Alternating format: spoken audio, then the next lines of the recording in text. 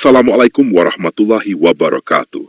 Semoga keselamatan, rahmat dan keberkahan Allah tercurah kepada kita semua. Allahumma salli ala Sayyidina Muhammad wa ala alihi wa sahbihi ajma'in. Ketika panas ditakuti berlebihan, antara kewaspadaan dan kepanikan yang menyesatkan. Saudara-saudaraku, izinkan saya menyampaikan pandangan yang tidak sepenuhnya sejalan, namun tetap dalam bingkai kasih sayang, ilmu, dan keimanan, bahwa benar, panas bisa membahayakan. Bahwa benar, fenomena alam seperti El Niño itu nyata, namun tidak semua panas adalah ancaman kematian, dan tidak setiap peningkatan suhu harus ditakuti secara berlebihan. Antara fakta ilmiah dan narasi yang membesar-besarkan secara ilmiah, El Niño memang dapat menyebabkan berkurangnya curah hujan di beberapa wilayah. Tetapi dampaknya berbeda-beda di setiap daerah, tidak seragam, dan tidak selalu ekstrem. Maka ketika muncul narasi bahwa situasi akan memburuk dan bisa merenggut nyawa secara diam-diam, kita perlu berhenti sejenak, merenung, dan bertanya dengan jernih. Apakah ini peringatan atau justru kepanikan yang dibungkus peringatan?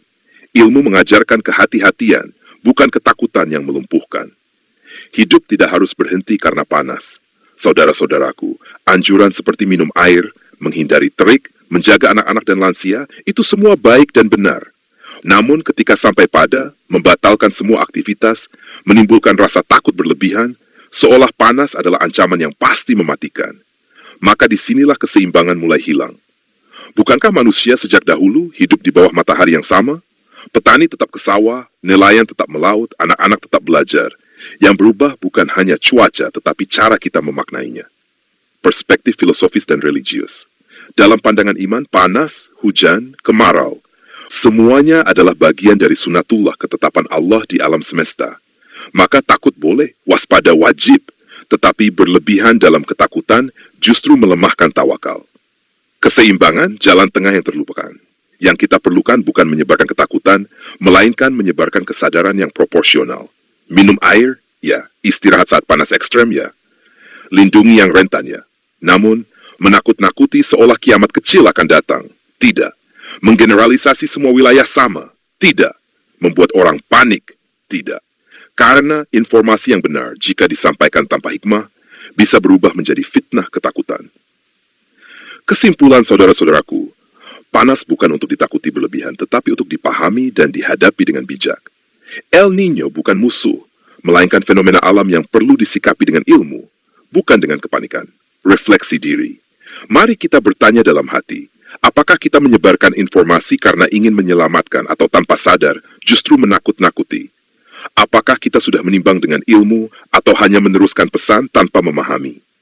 Harapan, semoga kita menjadi umat yang cerdas dalam menerima informasi, tenang dalam menghadapi keadaan, bijak dalam menyampaikan kebenaran. Motivasi, jangan menjadi generasi yang mudah panik, jadilah generasi yang tenang, berpikir, dan bertindak dengan hikmah. Karena dunia tidak membutuhkan lebih banyak ketakutan, tetapi membutuhkan lebih banyak kejernihan akal dan keteguhan iman. Ya Allah, lindungilah kami dari segala keburukan. Berikanlah kami pemahaman yang benar dan kebijaksanaan dalam menghadapi kehidupan. Jika video ini menyentuh hati Anda, jangan berhenti di perasaan.